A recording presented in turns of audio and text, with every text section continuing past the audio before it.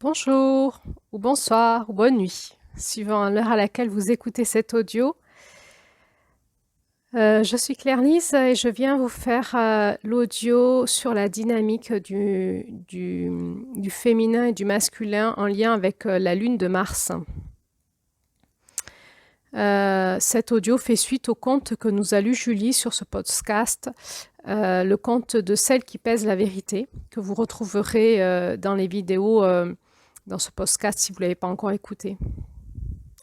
Alors déjà, merci Julie pour la façon dont tu nous contes cette histoire. Et merci parce que c'est un beau voyage qui m'a encore touchée de réécouter ce conte et vraiment la beauté de comment il se finit me touche profondément. Donc je me permettrai de finir cet audio en mettant un extrait de la fin du conte pour nous remettre dans la beauté de notre cœur et dans l'espérance de notre foi. Cet audio va être un petit peu plus long que d'habitude parce que je vais vous parler de la porte de Mars, la porte de l'Est. Et toutes les portes sont des capes à passer. Et il y a beaucoup de densité à intégrer. Donc, je vais prendre le temps de vous accompagner dans ma compréhension des choses. Tout d'abord, je vais représenter là en introduction le processus que nous sommes en train de passer pour toutes les personnes qui prennent le processus en cours de route. Ensuite, je vous ferai plutôt une analyse énergétique de la porte de l'Est en lien avec la couleur brune et la dynamique de la planète en lien avec les saisons. Et ensuite, je vous ferai l'analyse à ma façon de ce conte pour nous permettre d'ouvrir un peu plus loin cette porte ensemble. Et puis, il y aura une dernière audio qui sera la description des blessures que l'on peut rencontrer au mois de mars en lien avec notre masculin sacré. Alors, tout de suite, l'introduction. Mars, c'est la structure ou la restructuration. Et donc, je vais restructurer un petit peu ce que nous sommes en train de faire ensemble. Nous sommes donc sur le podcast des 13 dynamiques du féminin sacré. C'est un enseignement des femmes amérindiennes transmise par Jamie Sams sous forme de conte dans un livre qui s'appelle Les 13 mères originelles, un livre que vous pouvez acheter et qui vous permettra d'avoir non seulement ces contes par écrit, mais aussi des explications en amont, des poésies et une explication de structure en introduction et en conclusion du livre. Il peut être très intéressant d'acheter le livre. Il peut être difficile d'écouter les contes. Je vous ramène là sur les vidéos que j'ai fait, les audios que j'ai fait sur comment on écoute des contes chamaniques. Pourquoi il peut être difficile d'écouter ces contes? Parce que il y a plusieurs rythmes dans les contes. Il y a des mondes à l'intérieur des mondes. Donc, ils ouvrent des portes et ça peut perdre notre mental. Alors, c'est fait un petit peu exprès, mais du coup, ça peut nous paniquer un petit peu, nous faire décrocher. C'est comme si on était dans le monde des rêves et on rentrait dans des rêves à l'intérieur des rêves. Et à un moment, il faut vraiment accepter de lâcher prise, de tout comprendre. Et du coup, de lire les contes, ça peut nous permettre de raccrocher, de revenir en arrière, d'annoter. Et ça permet aussi à notre mental de s'occuper à quelque chose et ça peut nous calmer. Pourquoi il peut être aussi difficile d'écouter ces contes? Parce qu'on rentre dans une autre culture qui est celle du chamanisme, qui n'est pas la nôtre. Et si on n'a pas quelques initiations de la culture chamanique, il y a peut-être des choses qu'on ne comprend pas ce conte veut dire. Peu importe finalement, ces contes nous parlent de plein de notions en même temps. Ils ont on peut les décoder sur plusieurs angles, plusieurs façons. Et l'essentiel pour vous, ça sera de pouvoir en retirer ce qui vous parle à vous. Voilà, donc ici simplement pour vous dire que vous pouvez aussi les écouter et aussi les lire si vous avez besoin. Tout est bien, tout est bon, il n'y a pas de règles particulières. Simplement, c'est pas du tout la même entrée. Quand on écoute, ça passe par les oreilles. Et quand on lit, ça passe par les yeux. Et ça change un petit peu des choses, mais c'est assez complémentaire. Ces contes s'inscrivent dans une roue qu'on va appeler une roue chamanique. En fait, c'est une roue énergétique qui relie les cycles des lunes, c'est-à-dire des mois de l'année, sur une année, c'est-à-dire une révolution du Soleil autour de la Terre, et qui relie donc chaque lune à des couleurs. Ce sont les couleurs du féminin. Donc là aussi, je vous invite à revoir les vidéos en amont qui expliquent déjà tout ça. Nous étudions chaque mois la dynamique de la roue ensemble dans ce podcast. Alors, comment ça se passe? Julie nous lit les comptes du mois et nous transmet aussi sa canalisation en lien avec la couleur de la lune du mois en cours. Et moi, donc Claire-Lise, je vous transmets ma compréhension, mon point de vue sur le compte et la dynamique de cette roue. Je nous rappelle que nous évoluons dans un cadre référentiel qui est celui du féminin sacré. Notre écoute est le féminin sacré, donc c'est comme si on regardait par cet œil-là, car nous étudions en fait la dynamique énergétique de la Terre en lien avec la Lune et les différents mouvements qu'il y a autour du Soleil, ou du Soleil autour de la Terre et de la Lune, et les influences que cela peut avoir en nous, hommes et femmes. Je rappelle pour ceux qui ont déjà vu les vidéos précédentes du mois de mars que du point de vue du Soleil, la Lune et la Terre sont intriquées et quasi indifférenciées. C'est la dynamique du féminin. C'est quoi? C'est l'intrication entre les mères et les filles par les ovaires. Alors là, c'est un bonus que je vous donne. Je ne vais pas vous l'expliquer plus loin tout de suite là. Mais je peux vous dire que la lignée des femmes fonctionne comme la Lune et la Terre vues du Soleil. Elles tissent ensemble tout le temps. C'est ce qu'on appelle la sororité. Ce lien Terre-Lune nous parle du lien qu'ont les femmes entre elles. Voilà, c'est plutôt la dynamique énergétique du féminin en nous et aussi du féminin dans les hommes. Et l'énergie du Soleil nous parle plutôt de l'énergie masculine. Donc en observant les mouvements Terre, Lune, Soleil, on peut comprendre différentes choses que l'on vit sur Terre en nous, en lien avec l'intelligence de la vie. Donc dans ces audios, moi j'analyse à ma façon la dynamique de la Lune de Mars, en lien avec le conte de celle qui pèse la vérité, sous-titré La porteuse du panier à fardeau. Je nous rappelle que toutes ces audios sont là pour nous aider, nous soutenir les uns les autres et les unes les autres à aller dans ce processus intérieur que propose cette dynamique de cette roue.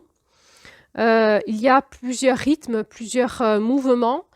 Les contes qui sont lus par Julie, qui sont ces contes amérindiens initiatiques, et les canalisations qu'elle fait en lien avec les couleurs ou les textes qu'elle reçoit, nous invite à écouter ça dans une posture vraiment en tranquillité, dans une écoute profonde, dans un ralentissement pour écouter dans nos profondeurs. Donc là, je vous propose vraiment de vous mettre en tranquillité, éventuellement un bandeau noir sur les yeux pour écouter de votre espace intérieur, parce qu'il va se passer plein de choses et c'est dans cet espace intérieur que notre féminin existe.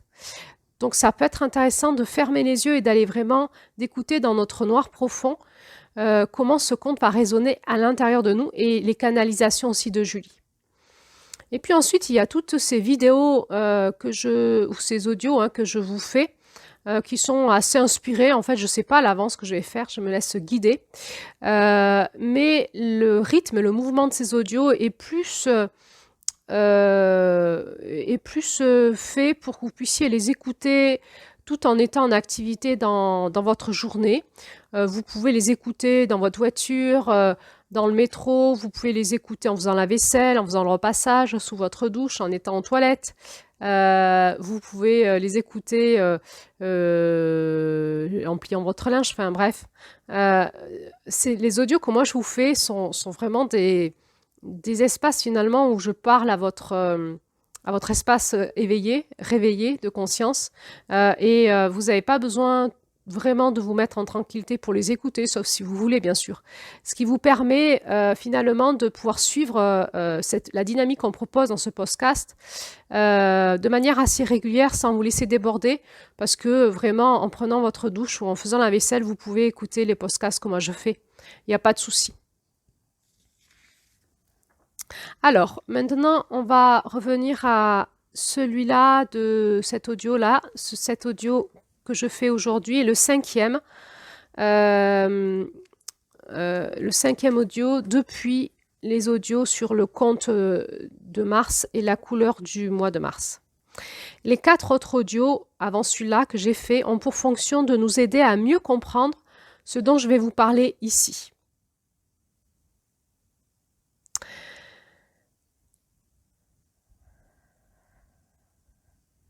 Alors, sans ces audios-là, nous sommes allés entre autres explorer quelques notions d'astrophysique qui est intéressant de connaître pour mieux comprendre ce qu'on est en train de faire là. Donc, je vous propose que si vous ne les avez pas écoutés, d'aller le faire pour la cohésion et la cohérence de l'ensemble. Voilà, vous trouverez tous les liens dans le descriptif de cette vidéo.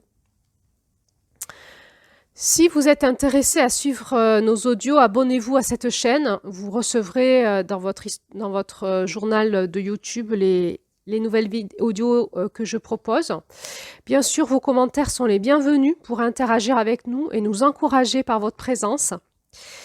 Le travail que nous faisons ici avec Julie est un travail de transmission très synthétique. De plus de 6 ans de transmission que j'ai reçu en canalisation et que j'ai enseigné dans des cercles de femmes. Alors pourquoi on fait cela? L'objectif pour nous est de faire un travail de synthèse en nous et de transmission. C'est comme une récapitulation que nous faisons en nous. Donc nous utilisons ce podcast pour à la fois nous aider à récapituler en nous et à transmettre. L'enseignement de cette roue est très dense et aussi long, il dure 13 mois. Et pour que vous puissiez la recevoir, cela vous demandera votre participation personnelle et votre engagement à suivre le processus pendant 13 mois. Dans toutes les voies spirituelles, on parle de la notion de discipline personnelle. C'est quoi la discipline personnelle? C'est notre part à nous. C'est notre masculin, c'est notre décision, c'est notre organisation, c'est notre engagement à aller sur un chemin, sur une voie initiatique pour pouvoir en retirer toute l'expérience. Donc, il y a à la fois ce que nous on fait, puis ce que vous recevez et la manière dont vous allez vous engager pour le recevoir pour vous. Je vous rappelle qu'il y a des supports en document que je vous propose en soutien sous chaque descriptif des audios. Donc, vous pouvez les imprimer puis les utiliser pour vous aider dans votre discipline personnelle à écrire tout ce que vous comprenez de ce qui se passe dans la dynamique de cette roue pour vous en particulier. Cette transmission est gratuite et je vous dis ici que nous ne demandons aucune adresse mail. Il n'y a pas d'arnaque derrière. On n'essaye pas de récupérer vos adresses pour vous vendre quelque chose à la fin. Donc voilà, c'est à vous de vous emparer de ça comme vous le voulez, comme c'est bon pour vous. Voilà, j'ai fini là la première introduction et le rappel du processus. Et tout de suite, je vais vous parler donc de cette porte de Mars, de cette porte de l'Est.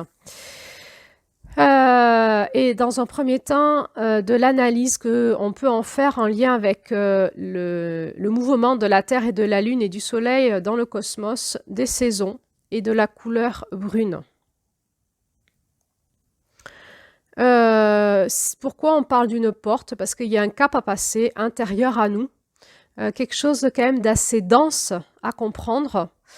Et pour cela, chaque porte, en fait, nous demande un minimum de préparation. Donc souvent, le mois d'avant nous prépare à la compréhension de la porte et le mois d'après nous aide aussi à l'intégrer. Hein. Donc je vous rappelle que dans la roue, il y a 4 portes qui correspondent aux 4 directions. Je dirais il y en a 5, avec la 5e étant le centre. Donc il y a la porte de l'Est, la porte du Sud, la porte de l'Ouest et la porte du Nord. Et la porte du centre. Aujourd'hui, nous sommes face à la porte de l'Est, la porte de Mars. Face à Mars, il y a la lune de septembre et donc la porte de septembre. Mars, la lune de Mars correspond à l'équinoxe du printemps, comme la lune de septembre correspond à l'équinoxe de l'automne. C'est quoi l'équinoxe? C'est un moment en fait dans l'année où il y a sur tous les points sur Terre, sur toute la Terre entière, une égalité de temps entre la nuit et le jour. Un équilibre parfait sur toute la planète Terre, ce qui est très rare. Donc là, je vous propose d'aller voir les audios que j'ai fait, les vidéos que j'ai fait avant celle-ci sur un petit peu toute l'explication astrophysique. Ça veut dire quoi, un équinoxe? Ça veut dire qu'il y a un équilibre entre le masculin et le féminin sur Terre. Donc sur Terre et aussi en nous. Donc c'est des moments privilégiés où nous sommes énergétiquement et vibratoirement en équilibre dans notre masculin et féminin. En Mars, nous sommes dans un équilibre masculin-féminin avec une énergie montante du masculin. Et en septembre, nous sommes en équilibre dans notre féminin et masculin avec une énergie montante dans notre féminin. Si on revient dans le visuel de la roue, qu'on peut prendre comme une pendule aussi, le mois de mars correspond au lever du soleil. Ça correspondrait à l'énergie de 5-6 heures du matin. Voilà, notre conscience s'éveille, on va sortir du sommeil et on va se lever pour retourner dans la vie. C'est une nouvelle naissance, un jour nouveau se lève. Et ça peut être aussi symboliquement un nouveau cycle. C'est Mars, la lune de Mars, l'énergie de Mars nous parle du début de quelque chose, un renouveau, un changement d'état. On était couché et on va se mettre debout, on va se verticaliser. On était inactif dans le corps et dans le mental, dans notre état de conscience. Notre conscience était comme éteinte, endormie. Et nous allons passer dans un état actif dans notre corps et dans notre conscience. Nous allons vivre dans l'éclairage du soleil. Nous étions dans un monde de réception, le monde de la nuit, du rêve, de l'âme, et nous allons passer à l'action, dans le monde du jour. Vous savez, souvent on dit que la nuit porte conseil. C'est comme si après avoir laissé le temps du féminin agir en nous, il est temps de se lever et de redécider et de passer à l'action. Le printemps, c'est aussi, mars c'est le printemps, c'est aussi la sève qui monte après l'hiver et qui va amener une élongation de la structure qui s'engage vers le ciel. Il va y avoir une élongation, c'est-à-dire des nouvelles branches, des nouvelles feuilles, des nouveaux bourgeons, des nouvelles fleurs et des nouveaux fruits. Il y a quelque chose qui s'élonge, qui grandit. Et en même temps qu'on voit de manière visible ces arbres s'allonger vers le ciel, eh bien en même temps, ils allongent leurs racines dans la terre, dans le sol, pour aller chercher plus loin leur puissance dans la terre pour pouvoir mieux s'élever vers le ciel.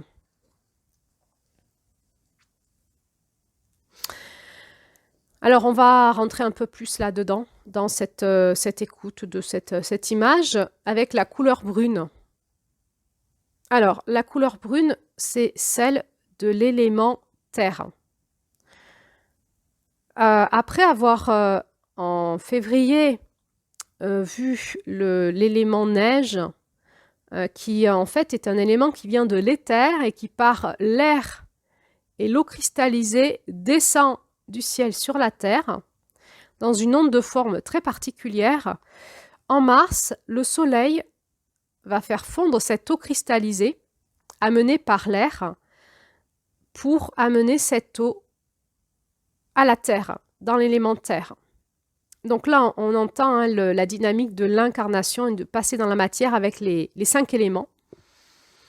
L'éther, l'air, l'eau, le feu et la terre. Et mettre en terre cette eau dans celle du bon terreau. La couleur brune nous parle du bon terreau. C'est la terre bien fertilisée, elle est bien brune. C'est un terreau bien riche qui va permettre l'ensemencement pour pouvoir semer des nouvelles graines et porter en terre des nouvelles plantes, des nouveaux arbres. Qu'est-ce que c'est que le terreau? Le terreau résulte de la décomposition des déchets. Pour avoir un bon terreau, il faut déjà préparer la terre, bien bêcher pour enlever toutes les pierres et toutes les choses qui dans la terre permettent pas d'avoir cette terre ventilée. Donc il faut préparer son sol et y mettre son compost. C'est-à-dire tout ce qu'il y a, tous les déchets de l'hiver dont on ne se sert plus. On a vu en février qu'on pouvait être dans la dynamique de l'élagage, de couper tout ce qui est mort, les branches mortes, ou tout ce qui pourrait prendre trop d'énergie pour notre nouvel élan du printemps. Eh bien, tout ça va finir en compost. Tous les déchets dont on n'a plus besoin de notre vie passée, on va les mettre en terre pour dans cet élémentaire, en retirer un bon terreau et pour pouvoir fertiliser notre nouvelle vie avec des bonnes énergies. En Mars, on comprend que la densité de la Terre nous suffit, à nous les êtres humains. C'est-à-dire que c'est vers l'intérieur de la Terre que se trouvent toutes les solutions, en nous. Quand on sait s'enraciner, alors on pourra retourner vers le cosmos, vers le ciel.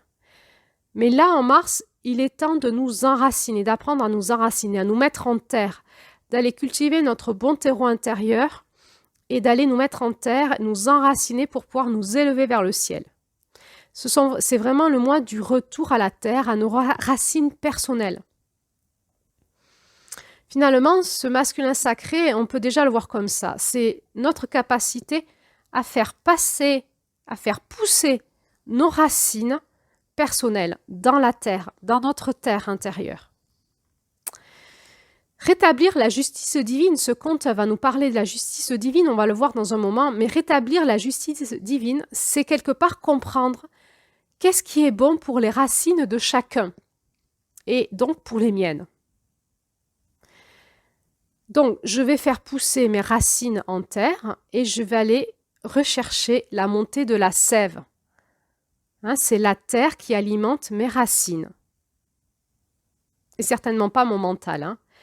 Donc, on fait fondre notre flocon de neige.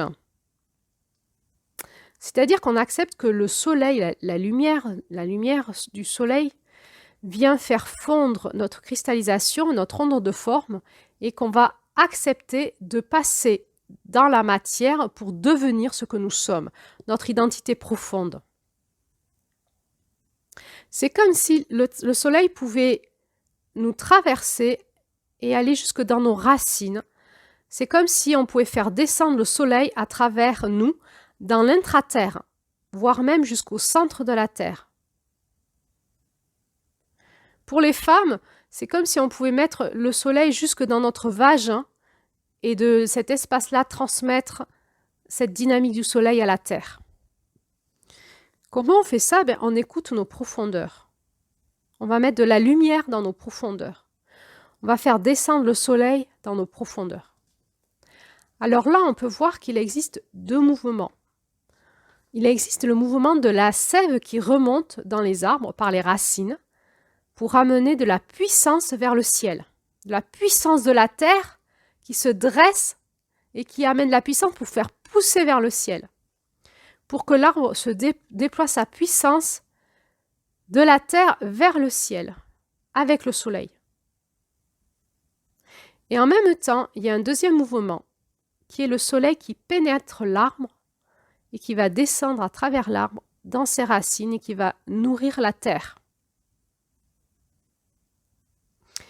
Donc, dans cette couleur brune, on voit qu'il y a deux mouvements. Il y a le mouvement du masculin et du féminin et qui sont en même temps. C'est un mouvement non dissocié, équilibré. L'un ne va pas sans l'autre.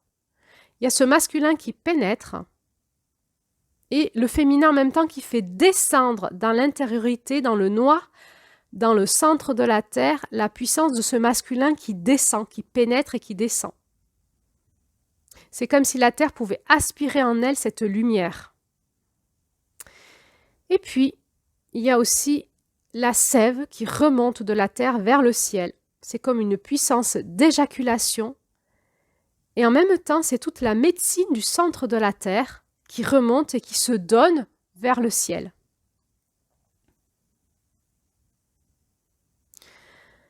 Alors, ici, là, je peux que vous inviter à écouter ou à réécouter ou à lire ou à relire la transmission de Julie sur la couleur brune, qui était déjà un audio en mars.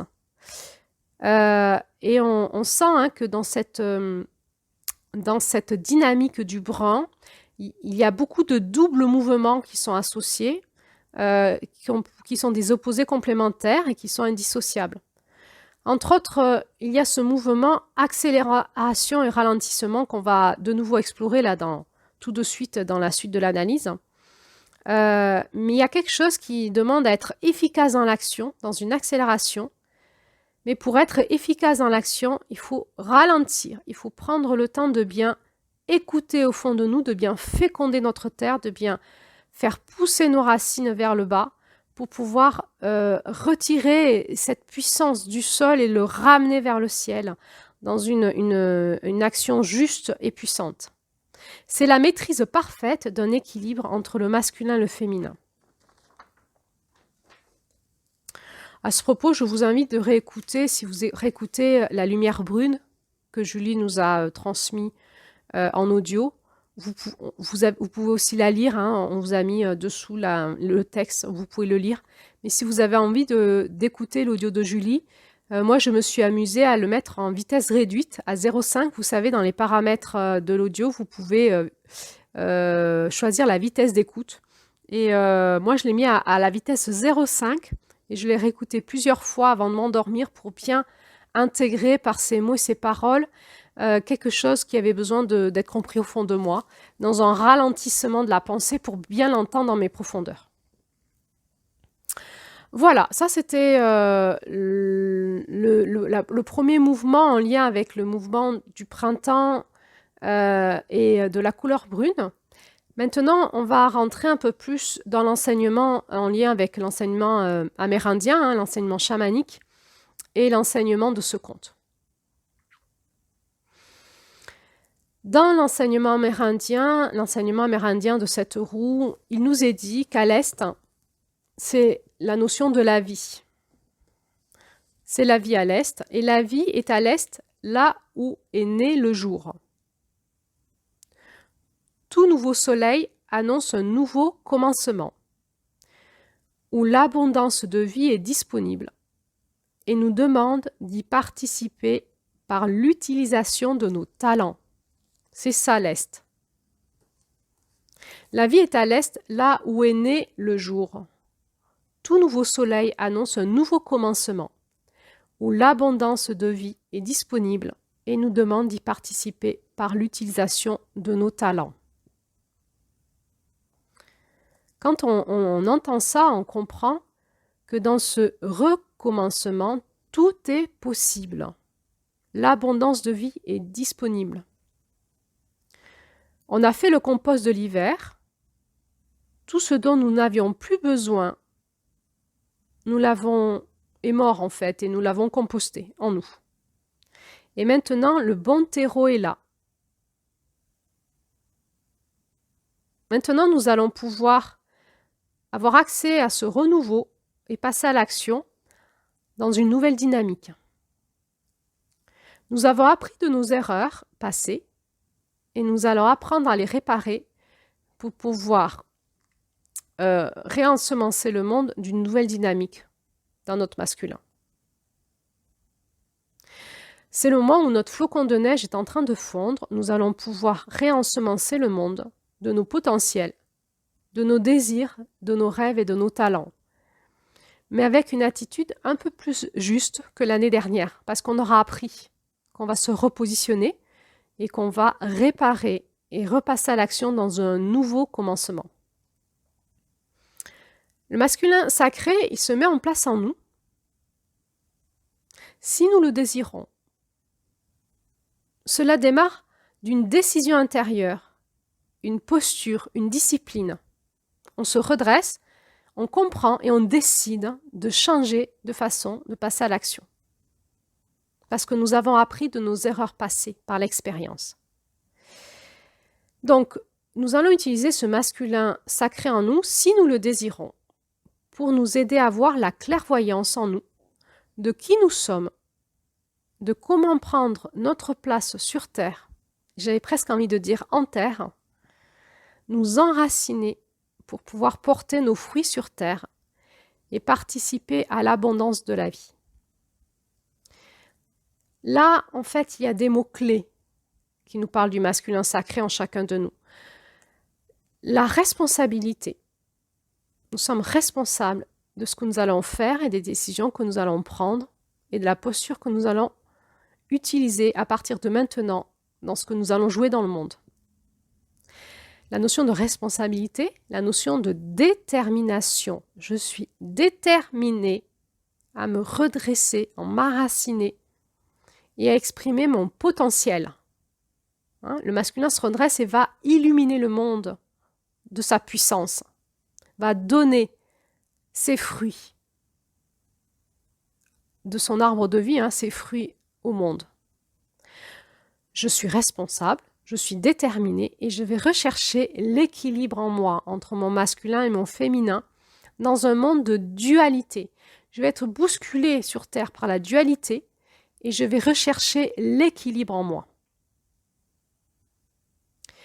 Dans notre masculin sacré, nous comprenons que ce que nous semons aujourd'hui, nous le récolterons demain.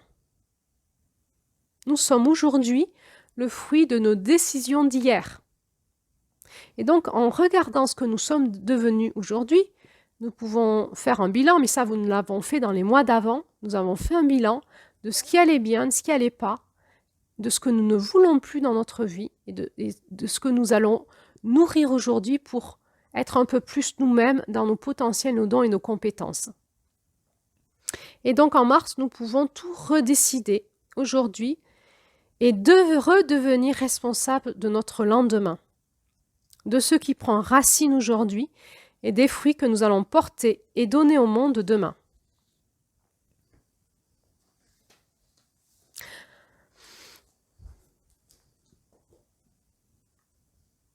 Bon, alors allons voir plus loin maintenant dans ce masculin sacré en lien avec ce conte. Ce conte qui s'appelle « Celle qui pèse la vérité ». Elle a un sous-titre aussi, elle s'appelle « La porteuse du panier à fardeau ». Alors, je ne sais pas si vous l'avez lu ce conte ou écouté, mais moi, il m'a beaucoup touchée de le réécouter. C'est vrai que les premières parties, c'est un petit peu difficile à suivre, même moi qui ne connais pas par cœur à mon niveau de quoi ça parle. Toujours de la difficulté parce qu'on va dans plein d'espaces et le mental, il est perdu, quoi. Et à la fin, ça y est, la conclusion est chouette et moi, ça me touche beaucoup la fin de ce conte à chaque fois. Je me dis, mais que c'est délicieux d'en arriver là et que ça valait la peine de faire tout ça. Alors, je vais essayer de vous amener mon analyse de ce conte à ma façon. Donc déjà, je vous rappelle que l'énergie du masculin, c'est une énergie que nous portons tous et toutes en nous, autant hommes et femmes. Les hommes en sont plus porteurs parce qu'ils l'ont aussi dans leurs hormones, dans leurs gènes, en termes d'Y, et dans leurs hormones, en termes de testostérone, et dans l'intelligence de leurs organes sexuels. Donc, ils en sont quand même beaucoup plus porteurs que nous. Même s'ils ont, eux aussi, une dynamique du féminin en eux. Et nous, les femmes, nous en sommes un peu moins porteuses, parce que nous sommes XX dans nos gènes, nous n'avons pas le Y, et que nous avons des hormones du féminin et des organes du féminin. Mais nous avons aussi un peu de testostérone dans nos hormones.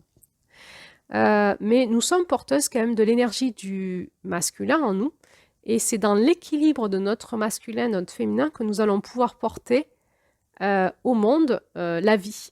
Et c'est pareil pour les hommes. Donc je rappelle ici que quand je parle du masculin sacré, je ne parle pas que des hommes en fait, je parle du masculin en chaque personne. Et il est très important que nous les femmes, nous puissions retrouver notre masculin sacré pour vraiment incarner ce féminin sacré. Il n'y a pas de masculin sans féminin, il n'y a pas de féminin sans son masculin, et c'est indissociable et nous devons nous redresser dans notre masculin, aller faire ce travail en nous pour pouvoir porter ce féminin sacré au monde. Alors ce que nous voyons dans ce conte, déjà c'est peser la vérité.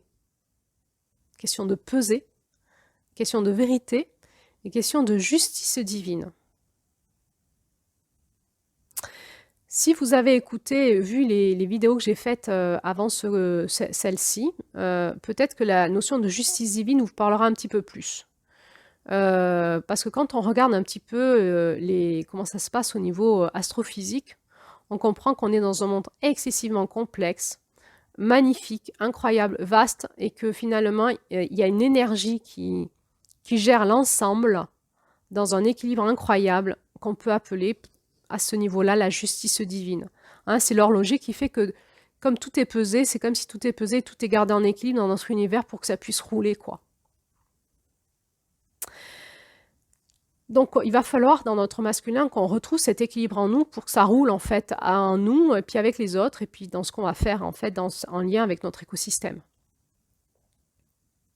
Donc, on va reprendre dans notre masculin notre panier à fardeau. On va essayer de comprendre c'est quoi ce panier à fardeau. Et on va surtout arrêter de le faire porter aux autres. C'est quoi ce panier à fardeau? C'est tout ce qui est déséquilibré en nous, tout ce qui est des illusions, tout ce qui est en lien avec notre perception de la réalité qui est erronée, liée à nos blessures, liée à notre ego, liée au fait qu'on soit sur Terre et qu'on n'y voit pas grand-chose en fait. Donc nous allons reprendre ça et se débrouiller avec ça chacun et arrêter d'accuser les autres, de nous déséquilibrer. C'est ça, reprendre notre masculin sacré. Alors on va faire comment? Premièrement, on va prendre conscience de la notion de l'illusion de la réalité. Donc, on sait aujourd'hui que nous sommes sur Terre dans des lois aussi physiques de la matière et que cela ne nous permet pas du tout de voir la réalité énergétique et vibratoire et le monde complexe dans lequel on est. Donc, ce que nous voyons avec nos organes matière, c'est c'est une illusion de réalité, c'est très erroné, c'est comme si nous étions quasi aveugles. Donc, premièrement, on en a conscience, on n'oublie plus ça. C'est ce qu'on appelle l'illusion de la réalité. En chamanisme, on parle du miroir fumant. La fumée, hein, c'est la fumée de notre mental, souvent. On sait, dans cette conscience de l'illusion de la réalité, que ce que je vois n'est que de mon point de vue. C'est pas grand-chose, mon point de vue, dans tout ce qui existe. Donc, deuxièmement, dans cette posture du masculin sacré, nous allons apprendre à détruire nos illusions qui limitent notre potentiel. Nous comprenons que notre conscience est ailleurs que dans notre première perception égocentrique, binaire, simpliste et dualiste.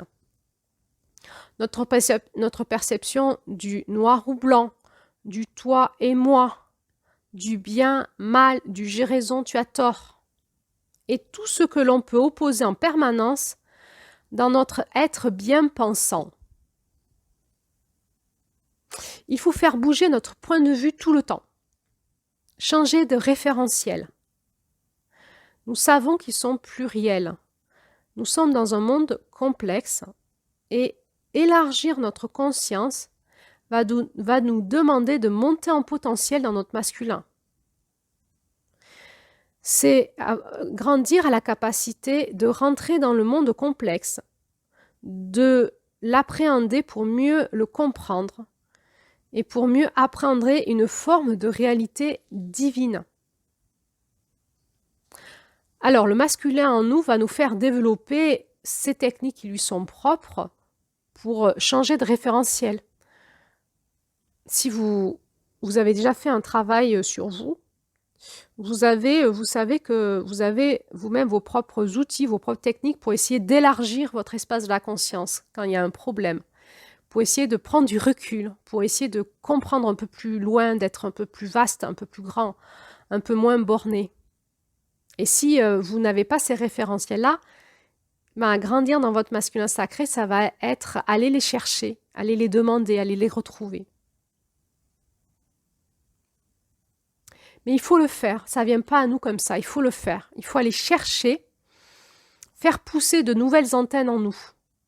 Ça ne se fera pas tout seul, il faut qu'on aille le faire. C'est ce qu'on appelle la discipline, c'est ce qu'on appelle la quête, aller chercher, se mettre au boulot, hein, aller bêcher, aller cultiver notre terre, on y va.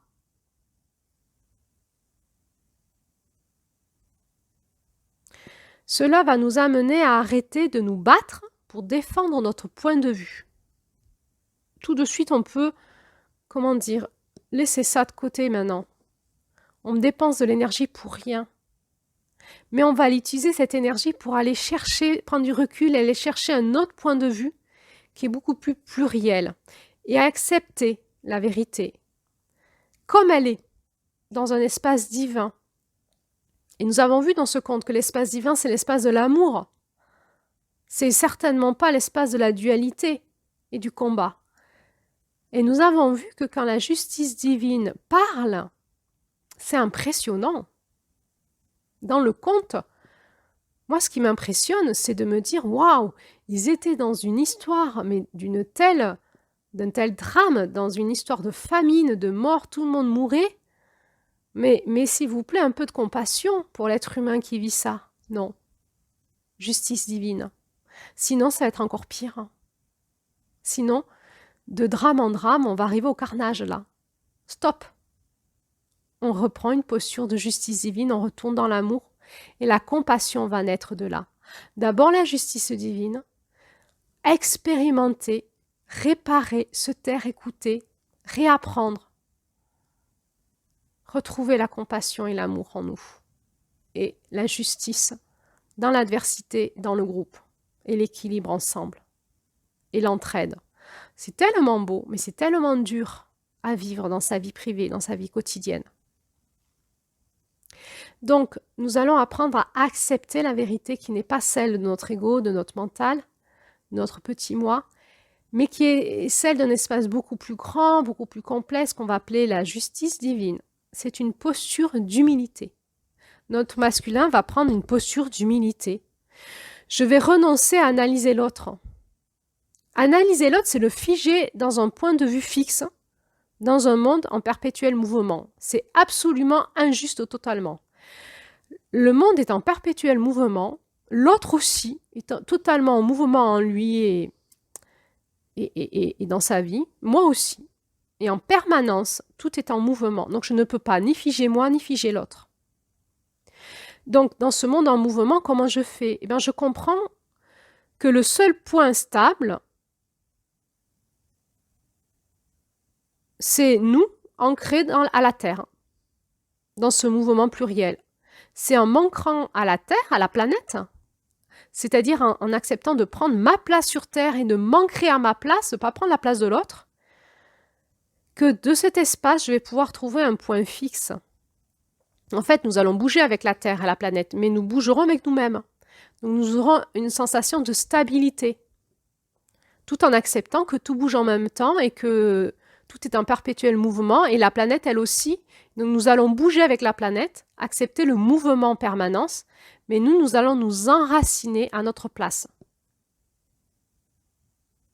Donc, prendre notre place sur Terre, c'est d'abord nous sécuriser, retrouver une stabilité et donc une puissance, j'allais dire d'érection, c'est-à-dire de s'ériger, d'être droit quand ça bouge. Et si nous rentrons dans cette sécurité, nous allons rentrer dans le monde de la douceur en nous et avec les autres.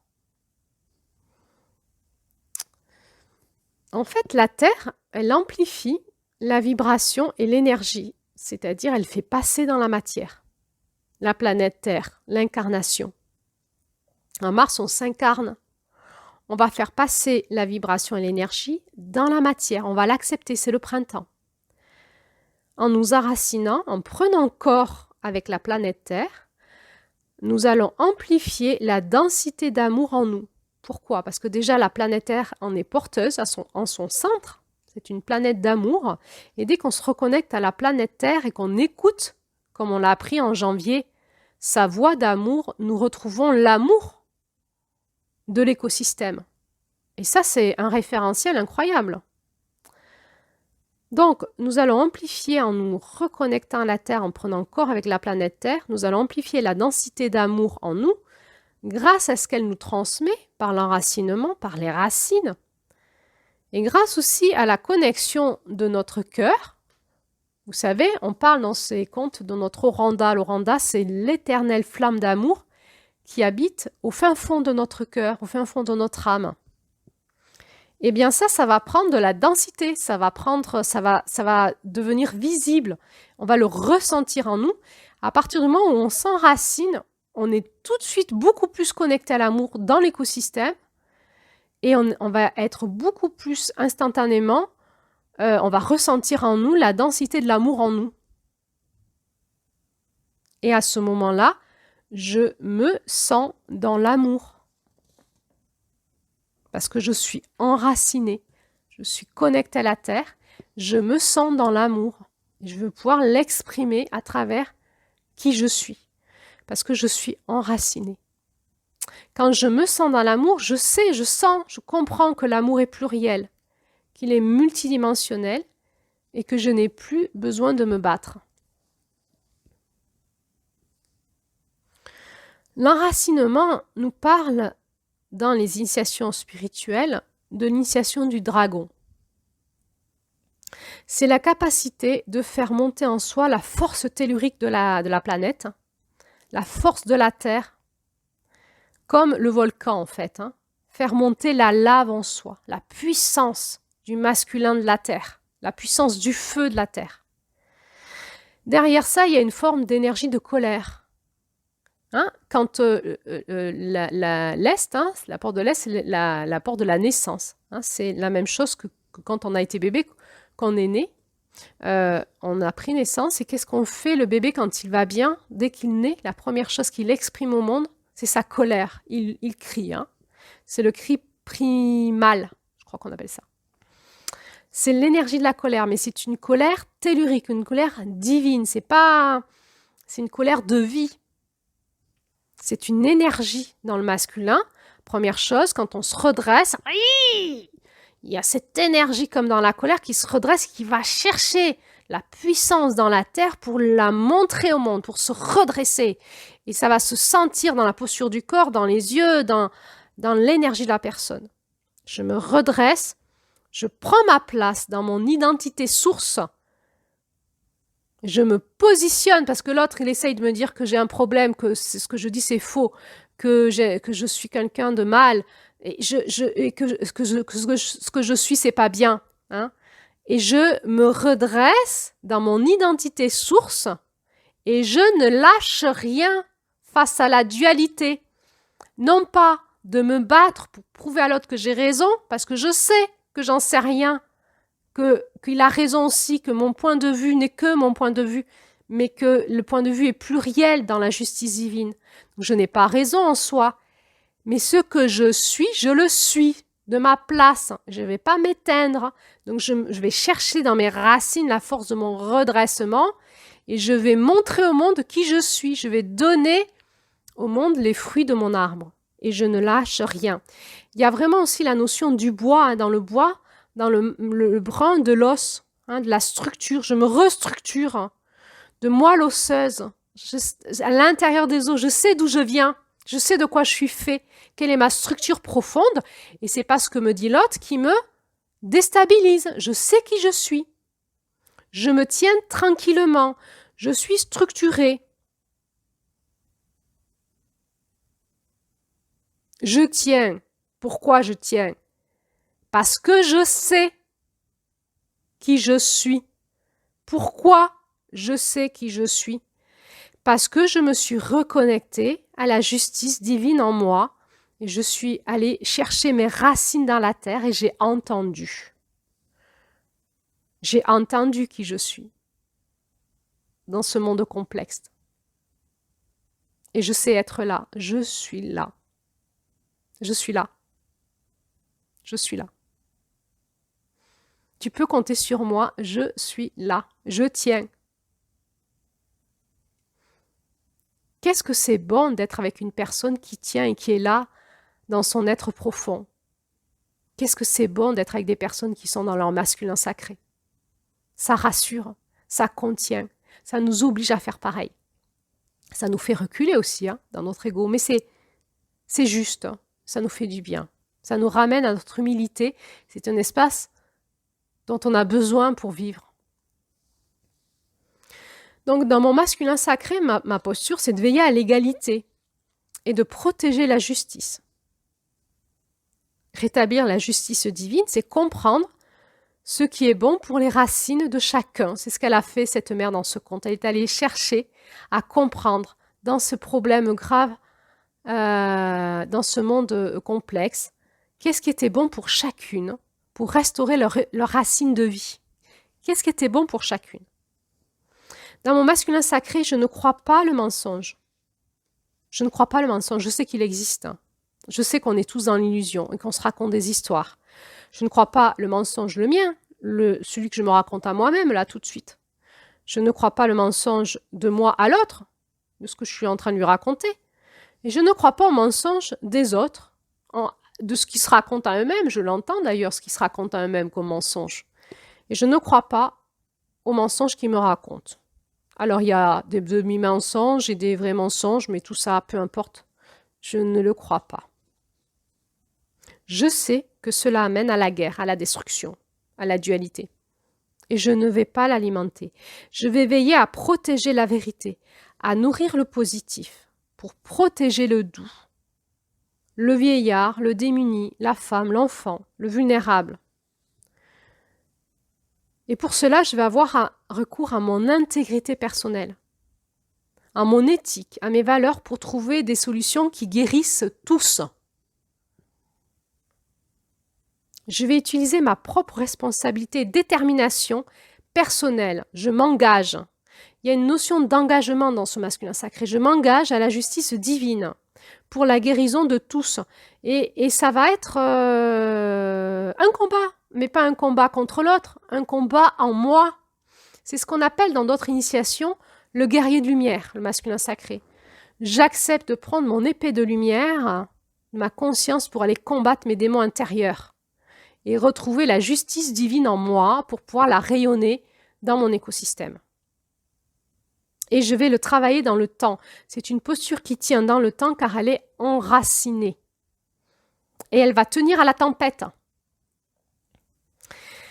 Cette nouvelle posture m'apprend l'humilité. Je sais que je ne sais pas, que ce que je vois est une illusion de réalité. Je sais que les autres ne savent pas et ne voient pas. Et je sais que tout le monde va se battre pour défendre son point de vue, sans conscience, comme des enfants, et que ça va être la guerre. Et bien maintenant, je refuse d'y participer. Je veux nourrir mon masculin sacré. Je refuse de participer à cette guerre des égos, d'écouter mon mental, mon ego, ma colère toxique qui pourrait détruire moi et l'autre. Je décide d'utiliser ma colère, celle de la lave, de la terre, du dragon, pour élaguer mes racines toxiques. Je décide de capter la lumière et de l'amener dans mes racines pour faire pousser plus loin en terre mes racines de lumière, ma conscience. Et je vais ensemencer ma terre de mes graines de lumière. Ça veut dire quoi concrètement? Ça veut dire je refuse de réagir. Ça demande une sacrée ancrage. Hein. Je refuse de réagir. Je ralentis d'abord. Je m'écarte. Je m'éloigne, je prends du recul. Je vais aller voir en moi. Je vais aller prendre conseil et puis je me positionnerai plus tard. C'est une posture d'humilité. Je ne sais pas en fait. Tout de suite, je ne vais pas réagir, je ne sais pas. Je vais aller voir. Et c'est une posture aussi de prière.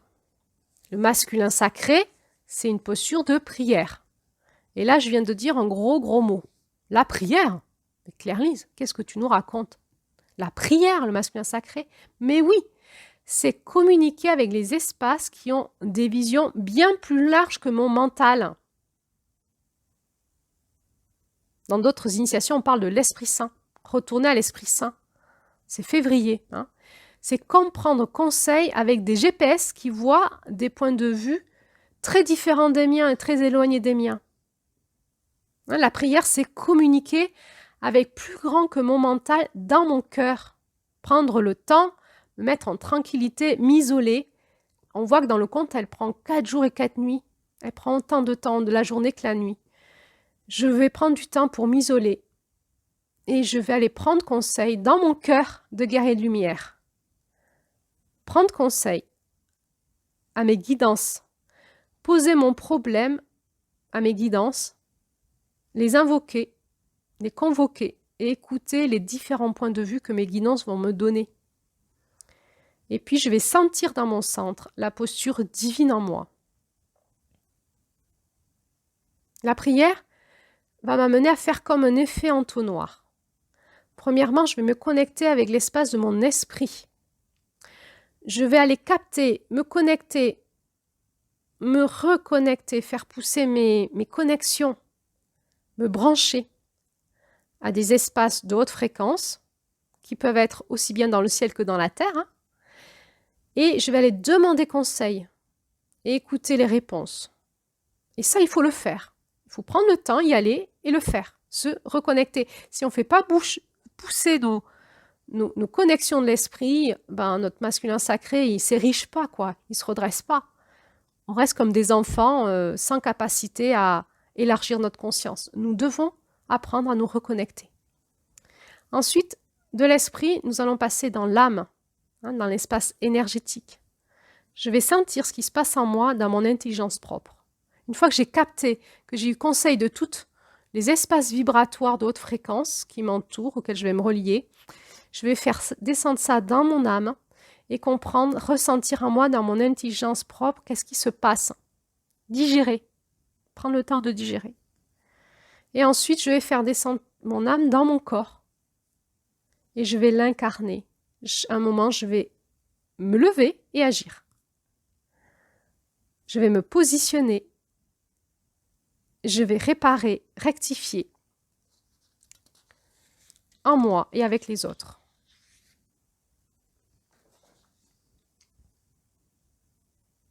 Voilà, qu'est-ce que moi je peux vous dire sur ce que je comprends du masculin sacré. Alors ici, l'enseignement de la prière, c'est une prière chamanique. C'est particulier, puisqu'on est dans un écosystème chamanique, dans un enseignement chamanique, dans une culture chamanique. Et vous allez apprendre la prière qui vous correspond. C'est-à-dire que vous allez développer vos compétences de reconnexion en lien avec vos propres guidances spirituelles qui correspondent à votre énergie sacrée, à qui vous êtes.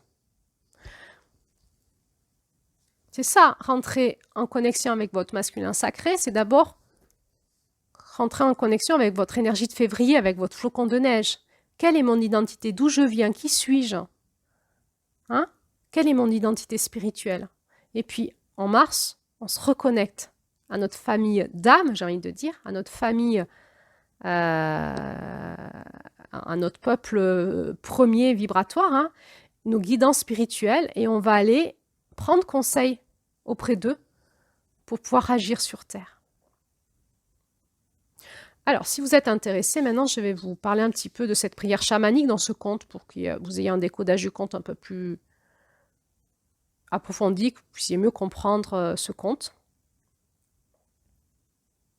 Alors, ici, hein, donc c'est une chamane hein, qui est dans la tribu, sa responsabilité, c'est de rendre la justice divine, hein, comme nous, ça sera un juge. Mais on voit qu'elle va pas trancher binairement, bien mal un coupable et une victime. Elle va aller chercher dans la multidimensionnalité l'histoire complexe pour pouvoir la nommer. Donc pour elle aussi c'est complexe. Du coup, elle a des animaux totems, elle a ses propres références, ses propres référentiels d'écoute, d'exploration pour aller voir et elle a aussi son timing, 4 jours et 4 nuits minimum. Alors, la première chose qu'elle fait, finalement, c'est d'abord de se mettre en gratitude. Elle va d'abord se mettre en gratitude et elle va remercier pour les réponses qu'elle a déjà reçues. C'est-à-dire, elle se souvient que chaque fois qu'elle prie, elle reçoit des réponses. Elle remercie pour ça. Elle se recale déjà sur son expérience du passé, sur sa foi, la foi de ce qu'elle a déjà vécu. Premièrement, merci pour toutes les réponses que j'ai déjà eues. Quand on prie, on a tous des réponses.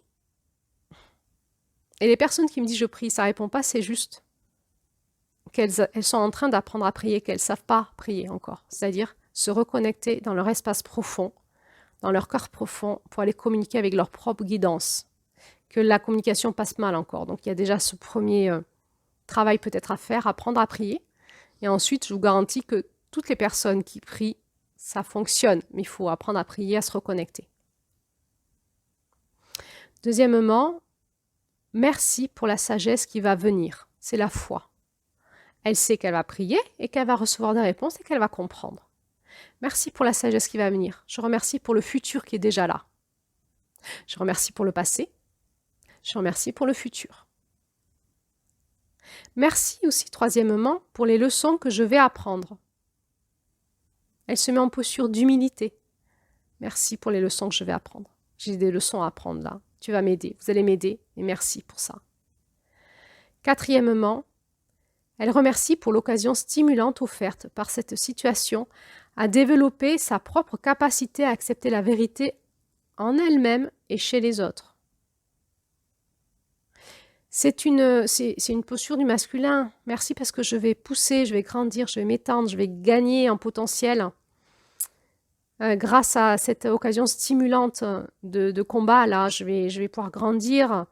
Il y a quelque chose de l'ordre de la fierté, d'être porteur de sa lumière, de croître, de monter en potentiel, de montrer au monde son redressement, sa lumière, son potentiel, sa puissance, sa force, dans quelque chose d'assez calme, serein, confiant, une forme de confiance en soi, mais saine.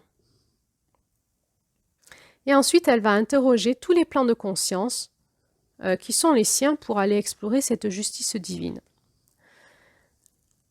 Alors pour elle, elle va d'abord s'adresser à ce qu'elle appelle les 7 vents du changement. Alors, d'abord, elle va s'installer dans la tranquillité de son cœur. Elle se met en recul. Voilà. Et elle va invoquer, elle va appeler. Déjà, elle invoque la médecine du boulot, c'est-à-dire découvrir la vérité. Elle prie, hein. Je viens vers vous et dans son cœur, on prie dans son cœur, je voudrais découvrir la vérité. Parce que c'est ça sa prière. Hein. Elle est porteuse de la justice, donc elle veut découvrir la vérité. Et elle va écouter pendant 4 jours et 4 nuits les 4 vents du changement. C'est quoi les vents du changement dans le chamanisme? C'est les directions de la boussole, l'Est, le Sud, l'Ouest et le Nord, qu'on est en train d'étudier sous une autre façon avec cette roue des 13 dynamiques du féminin sacré. Mais chaque direction est porteuse d'une médecine, d'un enseignement, et permet de nous changer les idées. Hein. C'est pour ça qu'on parle du vent du changement. C'est comme s'il y avait un souffle qui passait dans notre mental et tout d'un coup, on voyait différemment. Toutes nos idées, toutes nos pensées se restructurent d'une autre façon et on voit les choses d'une autre façon. Et on peut aller les voir de 4 façons différentes. La direction de l'Est, la clairvoyance, la direction de la clairvoyance, de l'amour inconditionnel, d'une espèce de lumière, de conscience pour avoir une vision élargie de la situation sans aucun préjugé. On peut aller le voir de la direction du Sud, de la direction de l'innocence, de l'humilité, de comprendre ce qu'on doit apprendre dans notre innocence et notre humilité en de telles circonstances. Reprendre une posture d'innocence et d'humilité. Si je reprends une posture d'innocence et d'humilité, que je lâche mon ego, et que j'envoie comme le souffle du Sud dans mon cerveau, ben, du coup, je vois la situation d'une autre façon, d'un autre point de vue. Ensuite, la direction de l'Ouest.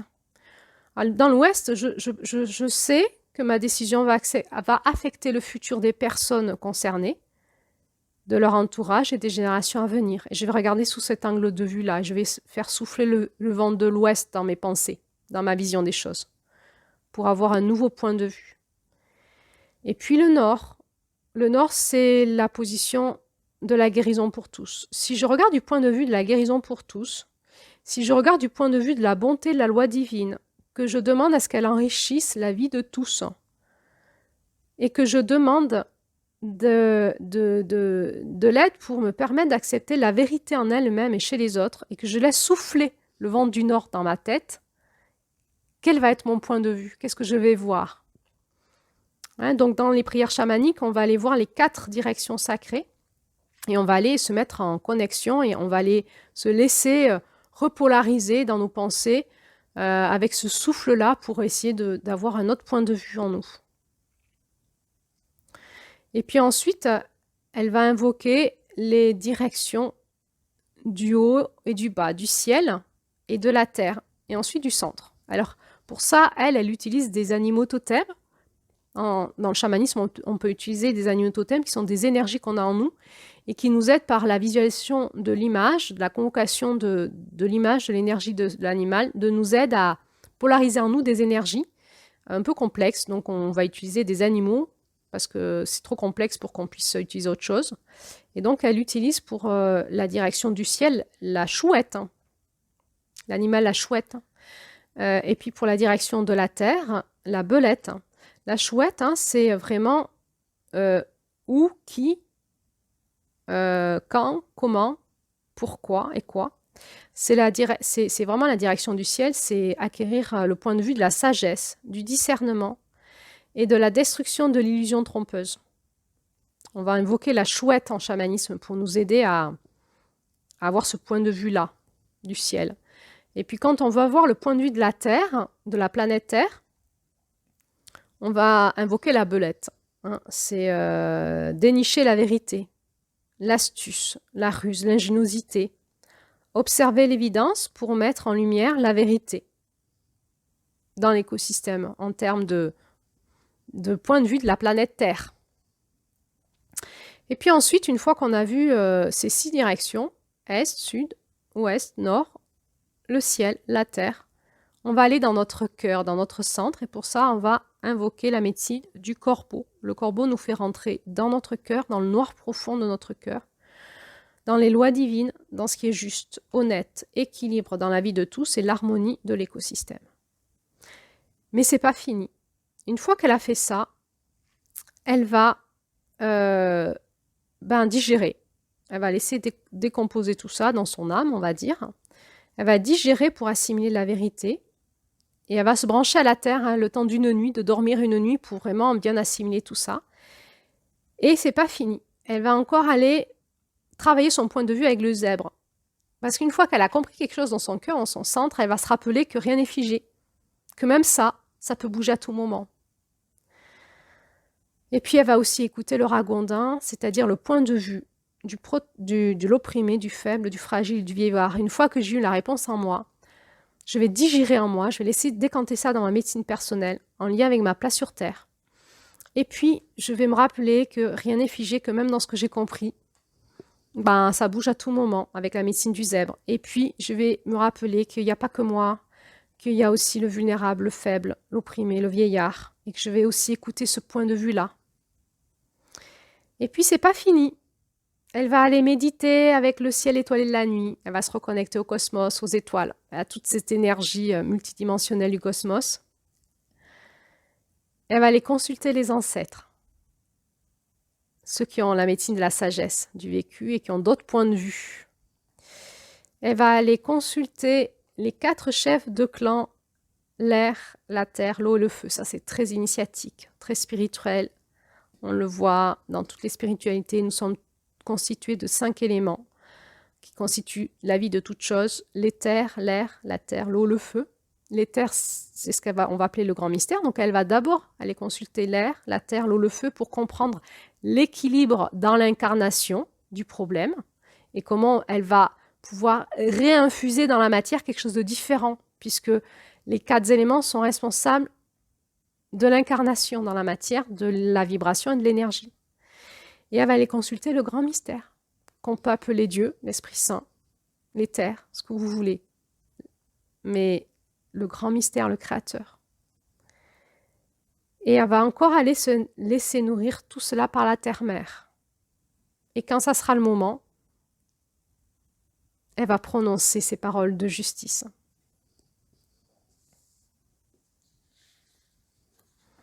Alors nous allons apprendre à faire pareil, nous, à notre façon. La lune de Mars est en lien avec la lune de septembre. C'est son féminin complémentaire. C'est le féminin sacré.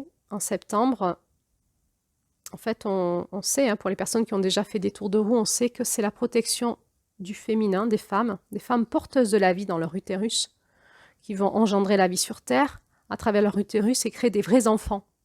Donc, il est important de pouvoir se positionner dans notre masculin pour protéger les femmes, ou la femme que nous sommes, ou les femmes qui sont porteuses de vie, parce que c'est elles qui font passer la vie sur Terre, et si elles sont détruites, la vie va se détruire. Protéger les enfants, protéger les générations à venir, protéger la vie et l'amour qu'on est en train de semer et d'ensemencer actuellement sur Terre. C'est ça que je vais faire dans mon masculin sacré. Tout ce travail que je vais faire en moi de justice divine, c'est aussi pour ça. C'est pas que pour moi. C'est aussi pour ça. C'est intriqué, c'est indissociable. Alors je vais me tenir ferme dans ma position. Dans la dualité, je m'ancre à la terre. Je ralentis, je vais chercher en moi, dans l'humilité, par la prière, mon centre, écouter tous les espaces de mes guidances, et de là j'agis pour la vérité, pour la justice, pour la vie et pour l'amour sur terre. Je vais observer l'évidence, je vais neutraliser toute idée d'importance de moi, ce sentiment qui maintient mon ego en disharmonie. Mon ego, c'est ce qui me structure dans mon masculin. Je veux un ego, je veux pouvoir garder ma structure, hein, mais je veux qu'elle soit en harmonie avec mon être divin. Et donc, je vais neutraliser toute idée d'importance de moi, cette idée d'importance ce sentiment qui maintient mon ego en disharmonie. J'en veux plus de ça. Je vais chercher ma propre humilité, voir mon arrogance et rechercher en moi la voie de l'amour, de la justice, de l'amour, pour la guérison de tous et la protection de l'écosystème sur Terre. Alors, je vais juste nous rappeler la dernière phrase de ce conte, et puis ensuite, pour le plaisir, je remettrai la voix de Julie sur la dernière partie, toute dernière partie du conte. Et puis, je vous réinviterai à écouter le conte ou à le relire si vous voulez avec ce nouvel angle de vue qui est le mien, pour voir comment ça résonne en vous, de réécouter, de relire ce conte d'une nouvelle façon. Et je vous dis à bientôt pour la nouvelle vidéo, la dernière vidéo de mars, qui sera la vidéo sur les blessures du masculin sacré. Alors là, je vais nous relire la dernière phrase de ce conte que je trouve de toute beauté, qui, moi, me nourrit dans mon cœur. Voici ce que dit ce conte, sa dernière phrase. La loi divine apportera une vie abondante à tous les êtres. Si nous nourrissons la bonté en nous et n'alimentons pas l'ombre par nos chagrins passés. C'est seulement ainsi que l'humanité acceptera la vérité, comprenant que le grand mystère a créé les êtres à deux jambes pour cheminer dans la beauté en tant que porteurs vivants de l'amour. La loi divine apportera une vie abondante à tous si nous nourrissons la bonté en nous et n'alimentons pas l'ombre par nos chagrins passés. C'est seulement ainsi que l'humanité acceptera la vérité, comprenant que le grand mystère a créé les êtres à deux jambes pour cheminer dans la beauté en tant que porteurs vivants de l'amour.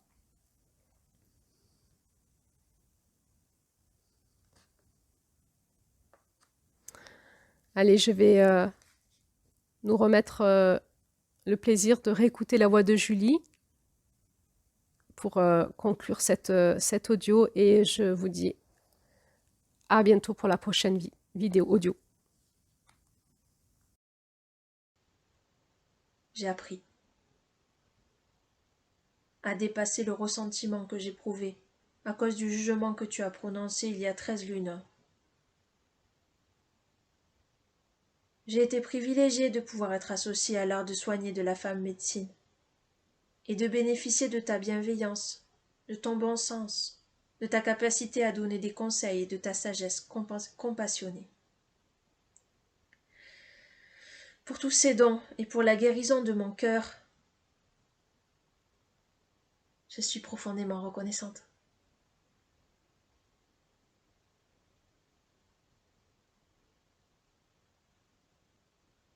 le cœur de celle qui pèse la vérité débordait. Des cris de joie et hurlements de victoire emplirent l'air du matin, manifestant que tous les membres de la tribu se réjouissaient. Chacun d'eux avait vu les changements des deux femmes et attendu impatiemment ce jour. Le chemin de beauté avait été restauré au sein de la tribu sans châtiment injuste ou toute autre décision qui aurait pu créer une scission entre eux. Tout venait au service de l'harmonie, de la loi divine. Chaque femme avait accepté la vérité de ses agissements et découvert des façons de soutenir et soigner les vieilles douleurs qu'avait créées son chemin tordu. La vie était bonne, et l'abondance qui se trouvait au cœur de cette tribu aimante revenait avec son équilibre. Celle qui pèse la vérité vit que Eau-Vive et Oie-Bleue avaient appris la valeur de la sororité en agissant ensemble dans leur diversité. Pour mener à bien leurs propres tâches, chacune avait dû s'appuyer sur l'autre, voir leurs similitudes, et aller au-delà de leurs opinions pour trouver un lien commun. Grâce à cette compréhension mutuelle, une amitié était née, qui avait rendu sœurs d'anciennes ennemies. Eau-Vive venait de découvrir la première véritable amitié dans sa vie, et Oie-Bleue venait de soigner sa peur de l'abandon. Celle qui pèse la vérité adressa ses remerciements à Soigneau, le grand mystère, pour les leçons qu'elle venait d'apprendre en tant que porteuse du panier à fardeau. La mère de clan n'éprouvait plus du tout comme une charge son rôle de rendre justice. Elle réalisa que chaque être à deux jambes porte avec lui le fardeau de la responsabilité de ses propres actions. Pour grandir, chaque être humain recueille les leçons qu'il a besoin d'apprendre, ajoutant ses expériences dans le panier au fardeau qu'il porte au cours de sa marche terrestre. La responsabilité d'accepter la vérité de ces leçons est laissée à chaque individu. À lui de décider s'il se sent encombré ou libéré par ces expériences.